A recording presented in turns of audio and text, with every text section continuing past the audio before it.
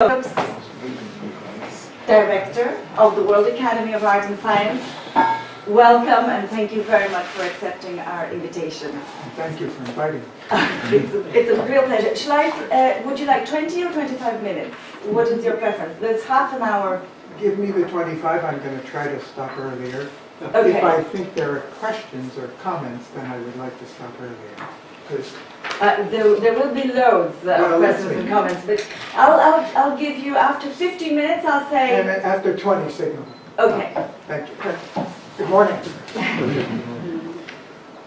When I read the background paper, you had a meeting in UK. Yes. I felt like I'm really coming to a group that's been working and thinking along the same lines as we have been doing, and therefore I didn't know where we would be starting. I felt like I'm invited into the middle of a discussion that's been going on for a long time, along very similar lines to what we have been doing, and therefore I didn't want to have a PowerPoint that's going to start with step one and go from there. So I decided to leave it a little open. After listening to the first two speakers, that was more than fully confirmed, because I agreed with fundamentally every main point that was made by them from different perspectives. And so I'm asking myself, how can I use this time to address, I'm not going to invent new issues, but to approach it from a slightly different angle to tell you where we are coming from. And when I say we, I'm referring to the work of the World Academy of Art and Science and the World University Consortium, which is a younger organization created by the Academy about 4 years ago. The World Academy was founded in 1960 by very eminent intellectuals whose names you would know, who were particularly concerned with addressing global social problems. We're not a traditional academy. We're not organized on a disciplinary basis. We're not focusing on disciplinary issues. We're focusing on global social issues, as the speakers have been, both Heather and Igor have been referring to. And our approach and work on education as an institution is we're asking ourselves, not from the point of view of the university, though it's a very valid point of view, but from the point of view of the world, what more or different do we need from universities and education in general in order to meet our needs? And just so I don't forget it, because it would probably be the last point if I'm still conscious at that point, but I thought the discussion about the common good was very interesting because it raised a question in my mind as well. And I'd like to give my answer to that is that the common good for humanity in future is a highly individualized common good. And by individualized, I don't mean individualism of every man or every person for himself. We have plenty of that now. But I mean the common good comes from a much greater development of our individuality and our uniqueness. And there's no way we can do that without radical changes in our educational system, which is really organized today to produce a common good of standardized output of people, not very individualized, to meet particular social needs or job requirements or technical requirements. So I think that's a very interesting question that makes us ask, what is the common good? What do we need for the future? And that's one of the key issues that the Academy is concerned with. We are, whether we call them problems or challenges or opportunities, they are at an unprecedented level today.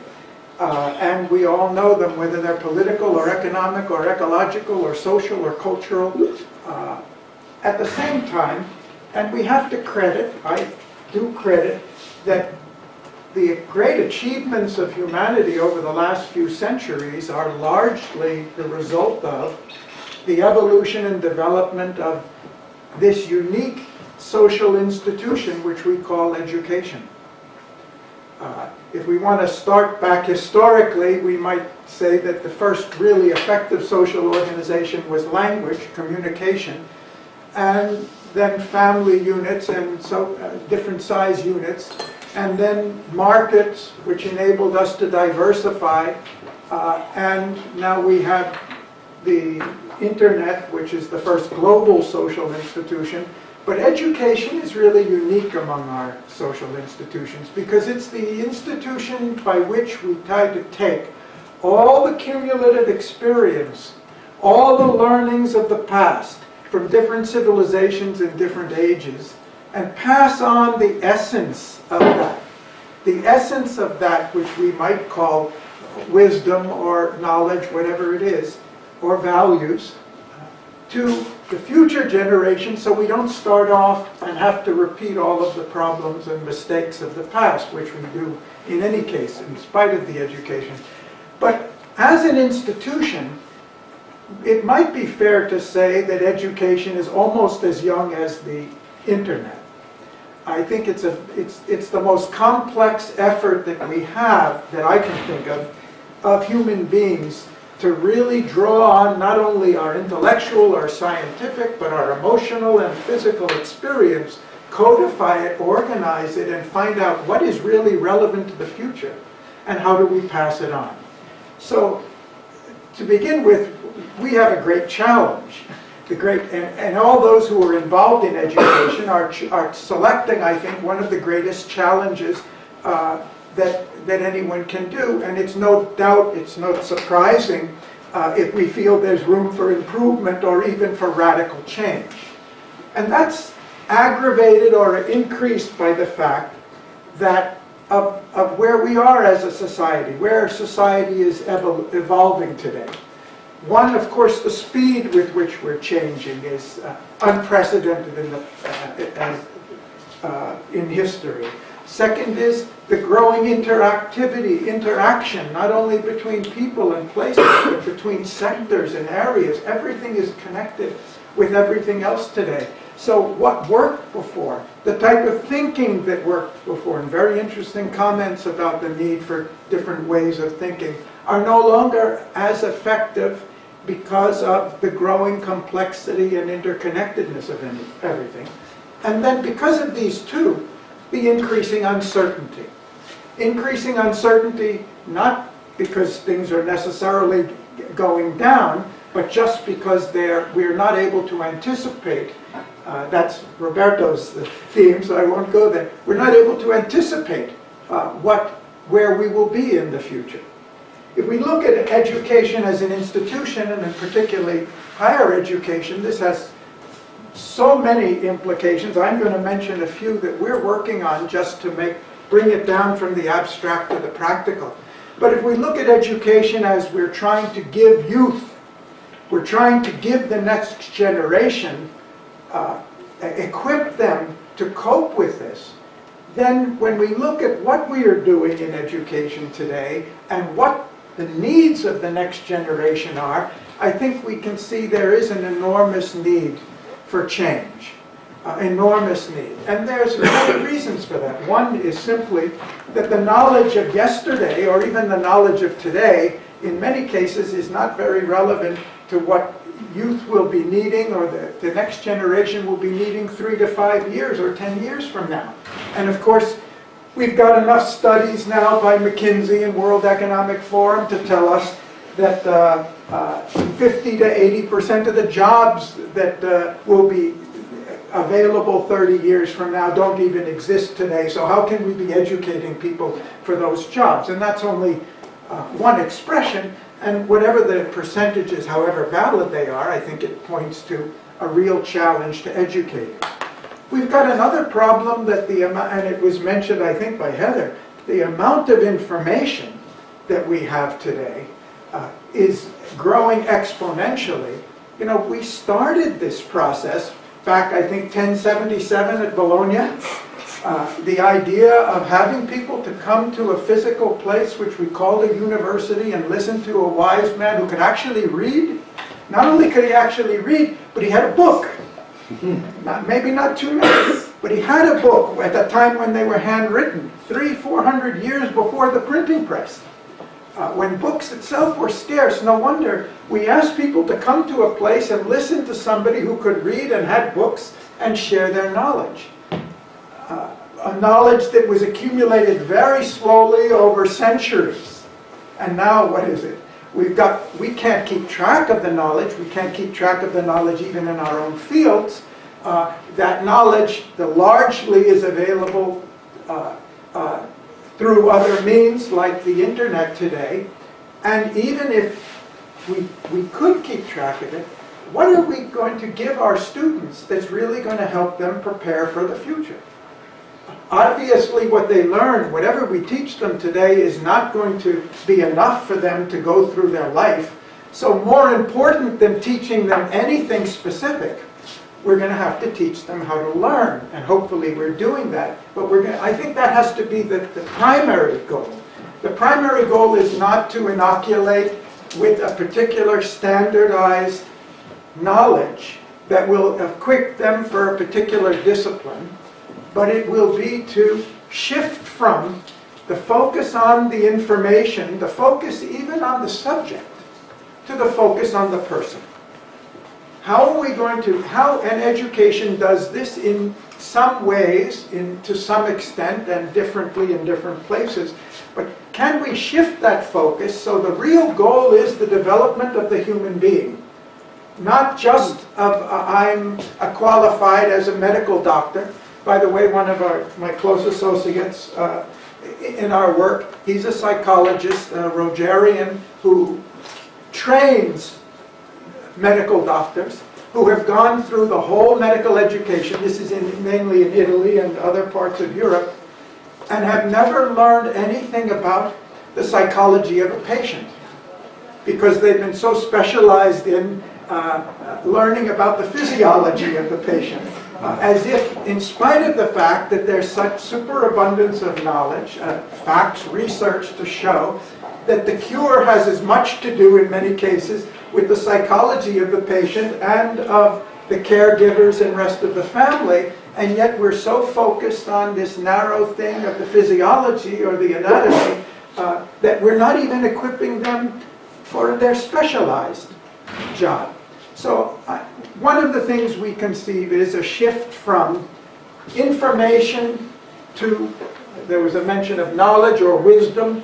If we could define wisdom, in a really practical way that we could identify, that would be helpful. Or a shift from information to values, because apart from what I'm doing here, I'm a business consultant, and I find the most practical, valuable knowledge that I can communicate to a corporation is the value of values in their work. If they want sustained, effective work, if they want to keep people, if they want to satisfy customers, if they want to be in tune with the society.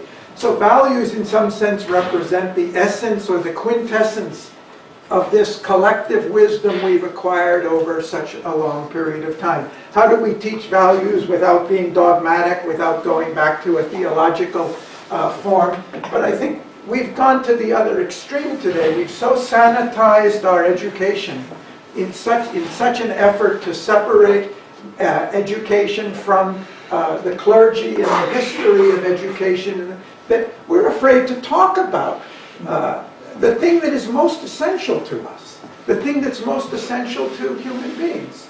And my background's in psychology, and I feel that if you look at what we're teaching in psychology, and this was true 45 years ago when I studied it as it is today, we're trying to reduce the human being to something we can measure, some statistics we have.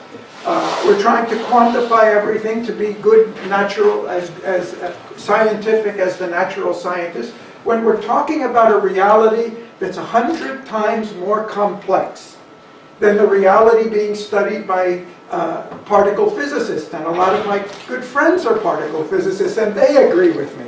I went to CERN and gave a colloquium and said what the subject was what the social scientists could learn from the natural scientists, because I wanted them to feel that they are going to tell us, all that we should do differently. And I think that my goal was, and I think I succeeded in convincing them, is they're very happy that they have such a simple job.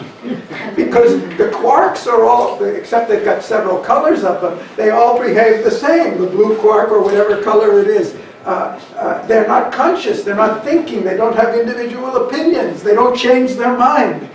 This is we're dealing with a reality that's so much more complex than the reality of the natural sciences, and yet for 200 years we've been striving so hard to convert and convince everybody that we're as scientific as the natural scientists, which I think is to reduce the greatest wisdom we've acquired, to reduce it to folly. And in psychology, I'm ashamed to say, I hope not my colleagues don't misunderstand, but I'm ashamed to say that we're competing to be biologists and neuroscientists as if neuroscience has actually explained human behavior or mentality or emotion and all of these things. And these are themes that we've been discussing in the Academy. A shift in focus. When the Academy started, it was, I think, according to Igor's trend, I think we were at somewhere between multidisciplinarity. We recognized that whether we're physicists or economists or lawyers or artists or musicians, that there are multiple valid perspectives about reality. And that instead of bringing the disciplines together, we bring individuals together who will explore problems from a multidisciplinary perspective. Maybe they didn't call it that, but I think that was the intention. But today, we think that's not enough. It's not enough that we come in with different hats and we respect each other and listen politely to each other, but still from a disciplinary perspective. If you look at medicine, I studied medicine for a year before I dropped out. You look at how we learn physiology and anatomy. We're taught about the digestive system, the respiratory system, circulatory system, lymphatic system, nervous system, and all of these things. Go into the body and you find out very soon they don't exist. They're absolute abstractions. There is no circulatory system independent of all of these others. It's not that they're pieces put together like a machine. We've got a carburetor and a radiator and an engine and a fuel tank and everything. It's not like that. You can't put these things together. They are organically grown out of each other. They're inseparable from each other. I am a co-chair of an international group. One of the activities of the Academy, we're looking for new economic theory. And we have 50 people in the group from around the world. I think less than half of them, maybe a third of them, are economists. We've got people from law, from political science, we have people from education, we have people from all areas, because we're not trying to reconstruct the narrow discipline of economics. We're trying to look at how economics is inextricably linked with everything else in the society. And the further we go, the more difficult we find the abstractions about economics to be. And I'm just going to, because we have no time for the discussion on it, I'm just going to illustrate. We have 5 minutes for the rest of the world, so. But I'm just going to mention one point more as a provocation than an explanation. One of the projects we're working on now is, can we say, it's a hypothesis, that the problems we're having with the deterioration of democracy in the world, in my own country, the US, and we see it in other places, I don't have to mention names today, is directly result not just of political factors in the way economies working, politics are working, democracy is working. It's a direct result of economics and economic theory. When some of the leading proponents of neoliberalism established the Mount Pelerin Society in 1947, they did it in Europe. They came out of Austria. They did it because they were really concerned about the impact of authoritarian governments on human freedom. And so they said, look, if we can separate out government from economy, we'll at least preserve a key aspect of human freedom for the individual. He can own his property, he can freely do things, and if we have a free market, then he'll be safe from the worst attacks of totalitarianism. But today we've got a complete inversion. We've got the complete unregulated market that undermining the freedom of people, and I won't go into it unless you want to discuss that later, to the point where it's undermining democracy. And I think there's enough research to show that what's happening in the US and other places where people are voting, the population is voting for the opposite, is because you can't separate these things. And Adam Smith knew it very well. He wasn't an economist, he was a moral philosopher. He wanted the common good in the best possible. He wanted the welfare and well-being of everybody. Just in whatever few minutes I have left, I just want to touch on a couple other themes, and questions would be welcome. This has impact not only on our organization of disciplines and our theoretical conceptions, it has two other important implications. One is on pedagogy. I think that we really need a complete shift from, and I think most of you, or maybe all of you, would agree with me, so that makes it easier, but the idea that the student is there to passively receive knowledge from somebody, to awaken the capacities and fully develop the capacities of the student to acquire not just the knowledge we think they should have, but the knowledge that they want.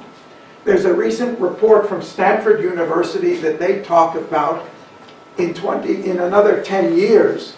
The university should not be organized by departments where a student comes in and follows a discipline from beginning to end. They should be centers of competency where students can choose the knowledge or experience that they want from many different centers and put together their own education, assemble that's interesting to them, instead of we're standardizing everybody to fit into grooves. And I remember now, Roberto, maybe it was at the Baku conference, I remember your comment there saying that we're training more and more and more specialists, and nobody's a generalist today, at a time when all of us need to know much more generally than before. And then I'm just going to close, just because of the time here, by going back. Both of the speakers have mentioned a theme which I consider very, very important, and that is the ways of knowing and the ways of thinking. And just very briefly, we have been for the last 500 years developing with a vengeance one mental faculty which we call analysis. The capacity to divide reality into smaller and smaller parts, zoom in, magnify it like a microscope, and discover that even this small thing is a universe, and get lost in it. To the extent that the more knowledge we have of the part, the more we're losing the knowledge of the whole and the interconnectedness. And interconnectedness is the reality. Everything else is only an abstraction. There's nothing separate from anything else. So there's been reference already by our speakers about the need for a synthesis, for a greater synthetic thinking.